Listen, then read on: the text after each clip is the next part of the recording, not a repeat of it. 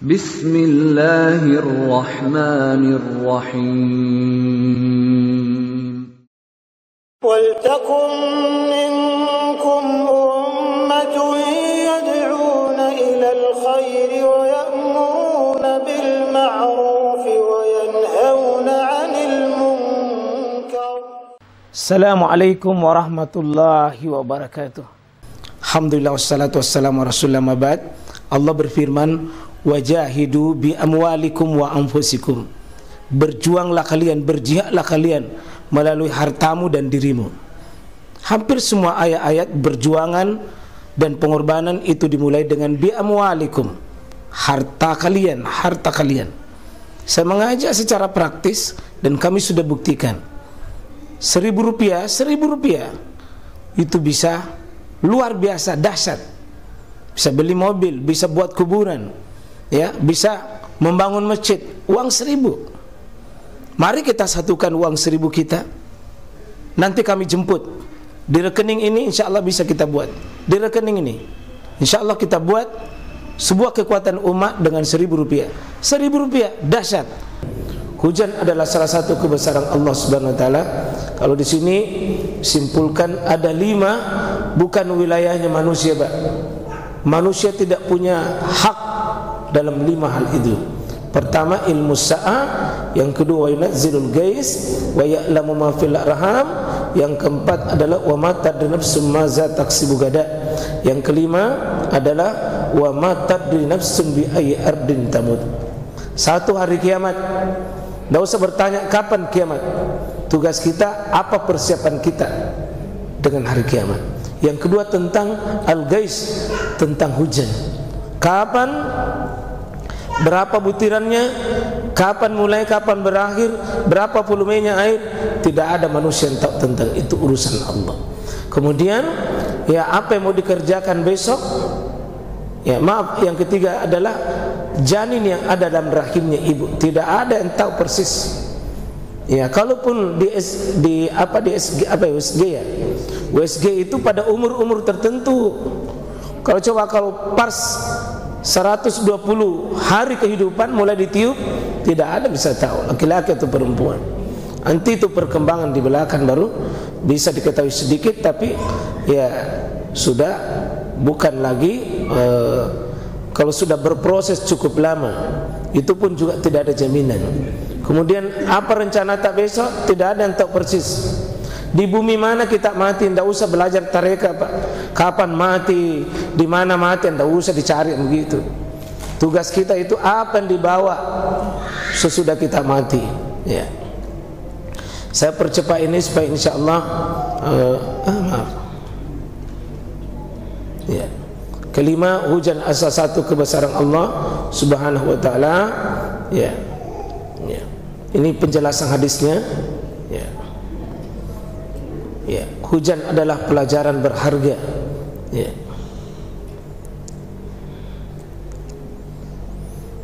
Ya, dan ada satu di sini, suatu saat Pak, sekiranya kita tidak ada suatu saat nanti kalau hujan banjir itu merata di mana-mana sampai sulit kita ke masjid, azan bisa dirubah. Ini azan bisa dirubah dengan disebutkan di sini azannya diganti dengan bukan hayyalas salah, tapi sallu firrihal.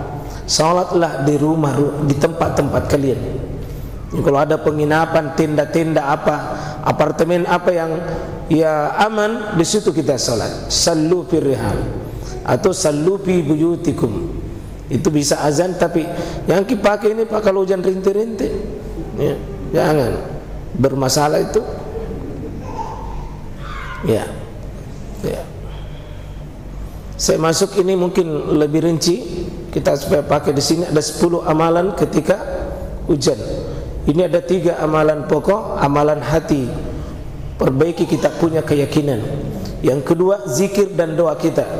Yang ketiga adalah amalan fisik kita di saat hujan. Ya, jadi amalan hati ya tentu tadi itu yang pertama. Bahwa kita sandarkan hujan ini kepada Allah Subhanahu Wa Taala. Ya, jadi amalan hati sandarkan bahwa hujan ini bukan turun, tidak ada satu tetes air turun itu dengan maunya.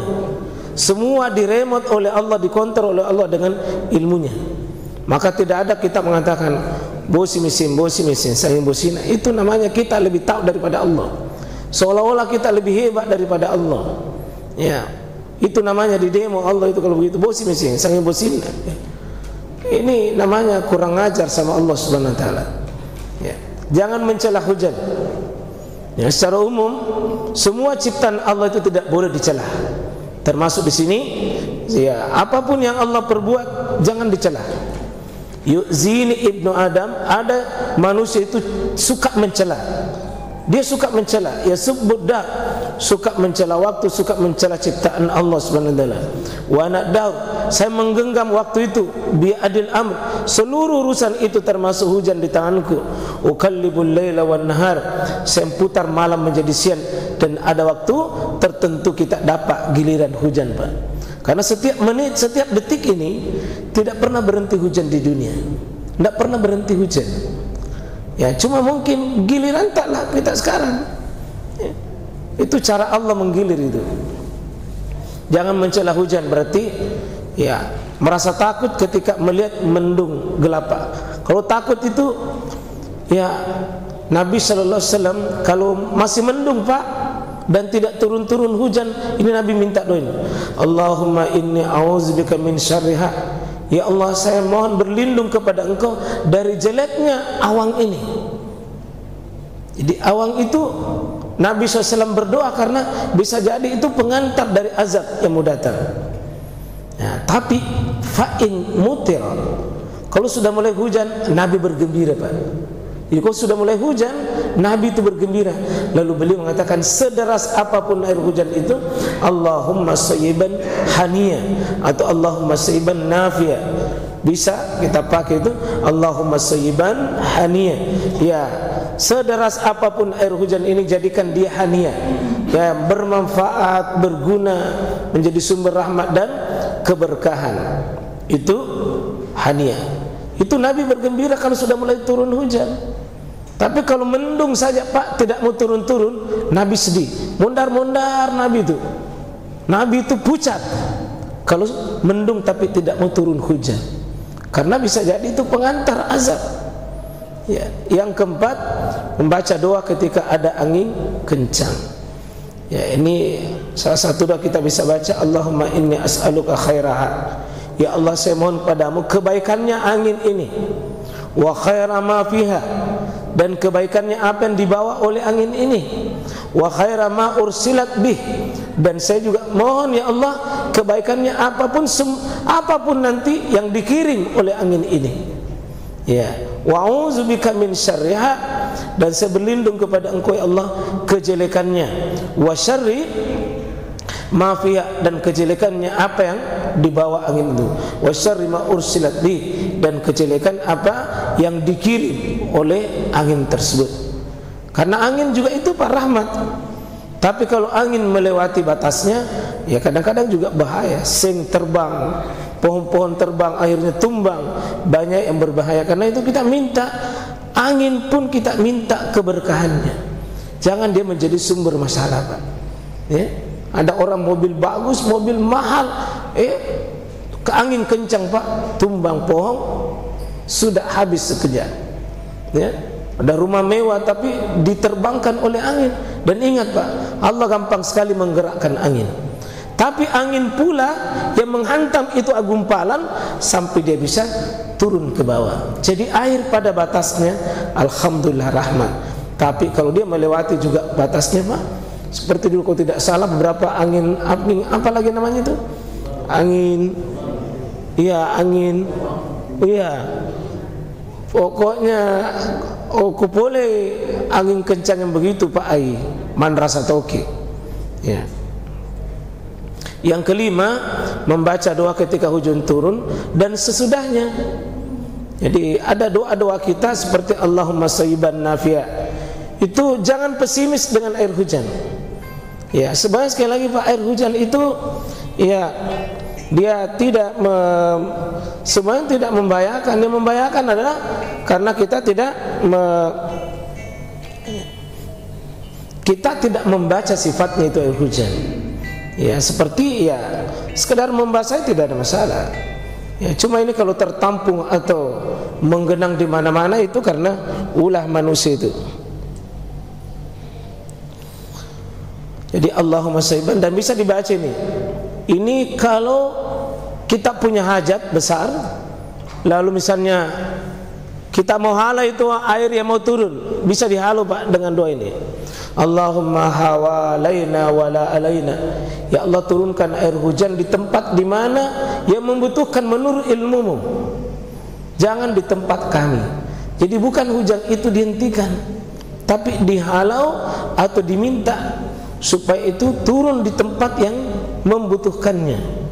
Ya, sehingga tidak, inilah ya itulah nama memalingkan hujan, pawang hujan. Bukan ngambil celana dalam baru dihamburkan katanya, ya menolak hujan.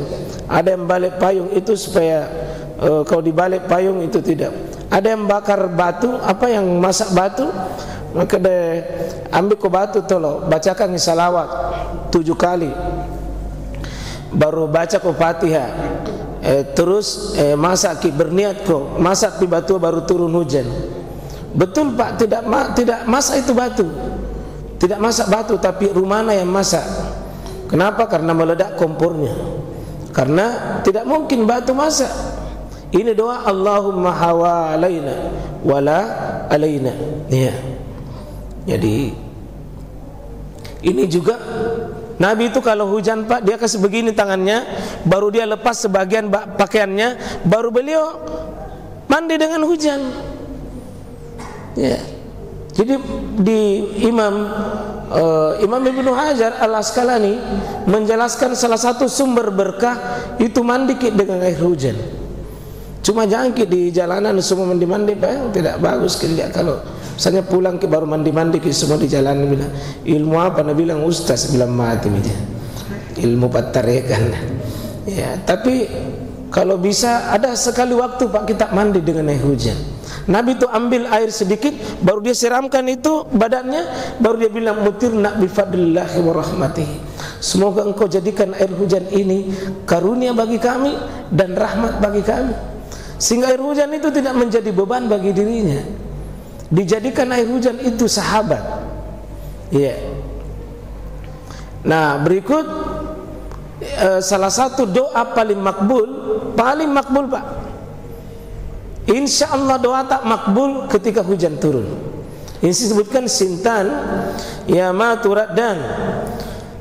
Ada 2 kondisi doa tidak akan pernah ditolak. Ya, tidak akan pernah ditolak Pak. Tidak akan pernah ditolak. Cuma 3 kemungkinannya, langsung dikasih ditunda atau ditukar dengan hal lain. Seperti Bapak terhindar dari musibah, ya diganti dengan nikmat lain, mungkin lain yang kita minta, lain yang kita kasih. Itu mungkin karena doa tak di waktu hujan itu. Di sini disebutkan adalah ad-du'a indan nida, berdoa ketika sesudah azan. Jadi berdoa sesudah azan itu Pak adalah doa makbul. Yang kedua wa tahtal matar, ya berdoa di bawah hujan, maksudnya pada saat hujan. Itu doa yang sangat makbul. Bagus sekali Pak, apalagi kalau besok misalnya ini hari Jumat, bagus sekali.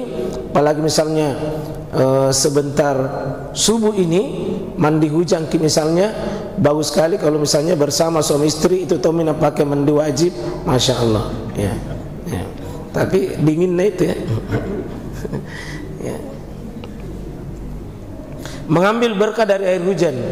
Jadi memang ada ayat Allah mengatakan wa nazzalna minas sama'i ma'an mubarakan, dan kami turunkan air dari langit adalah air yang mengandung keberkahan. Nah, cuma ini air keberkahan Pak, penjelasan ulama, mandi yang tidak pakai, tidak yang langsung ditada dari, tidak ditada, langsung yang dari langit. Yang langsung dari langit.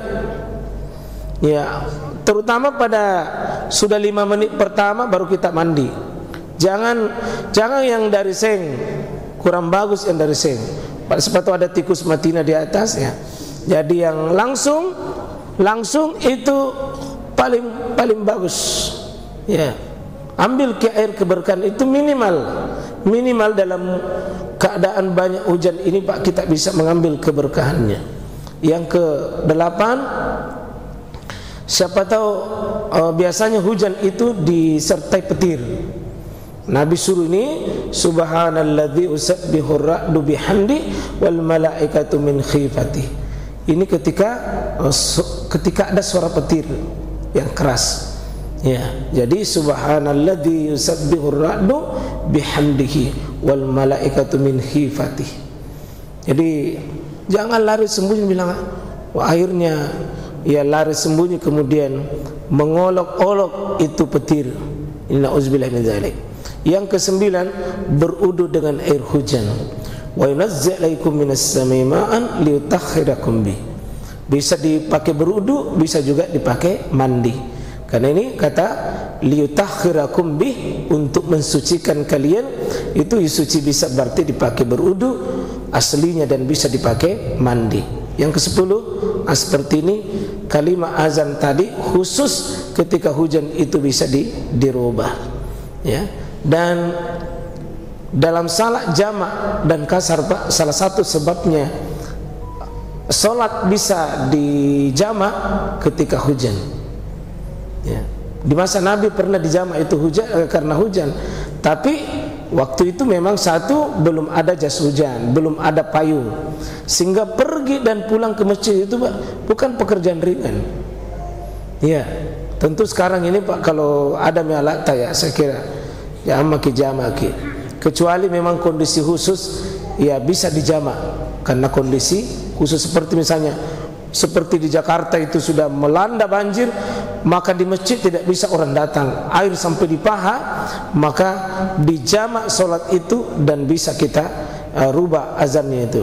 Saya ingatkan juga selain ini, mohon maaf, Pak, kita tetap menjaga akidah kita, karena 25 Desember ini kita saling mengingatkan, hati-hati, karena saya sengaja tadi baca kuliah Ayul Kafirun itu untuk nasihat bagi diri saya. Pada jamaah sekalian, kasih tegas ke diri kita bahwa saya seorang muslim, orang pergi ke gereja tidak ada urusannya dengan saya. Orang merayakan Natal itu urusan orang Kristen, bukan urusannya orang Islam. Tidak usah orang Islam yang mengucapkan Natal, orang Islam juga yang ikut menjadi panitia, memakai simbol-simbol Natalan. Itu jaga kita punya akidah, Pak. Tidak ada yang paling berharga dalam nikmat Allah ini melebihi nikmat iman dan nikmat akidah kita. Maka jangan dinodai, Pak. Jangan dinodai, jangan dikotor-kotori. Kita menghargai umat lain, justru cara menghormatinya, menghargainya, kita tidak kotor-kotori juga akidah kita. Ya, prinsip la abudu ma ta'budun. Saya tidak akan pernah ikut menyembah, tidak akan pernah mendukung dan mensupport agama kalian, sesembahan kalian. Kita punya prinsip lakum dinukum waliyadin. Termasuk nanti di 31 Desember, 1 Januari kita punya prinsip, Islam punya waktu tersendiri, punya cara tersendiri, punya metode sendiri untuk bisa dia ya tahun baru. Karena itu tidak usah kita ikut-ikutan di 31 Desember, 1 Januari, itu miliknya orang lain. Dan kita tidak akan hina kalau tidak ikut merayakan seperti itu. Al-Islamu ya'lu wala yu'lah alaih. Islam itu mulia, tinggi, dan tidak ada yang bisa mengalahkannya, dan tidak perlu diimpor tata cara kita bertahun baru dari agama manapun. Cukup Islam.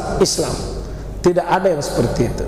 Saya kira itu dipertegas saja, karena siapa tahu ada jamaah sudah bagus, tahajudnya bagus, salat malamnya bagus, Qur'annya pitongi tahun baru.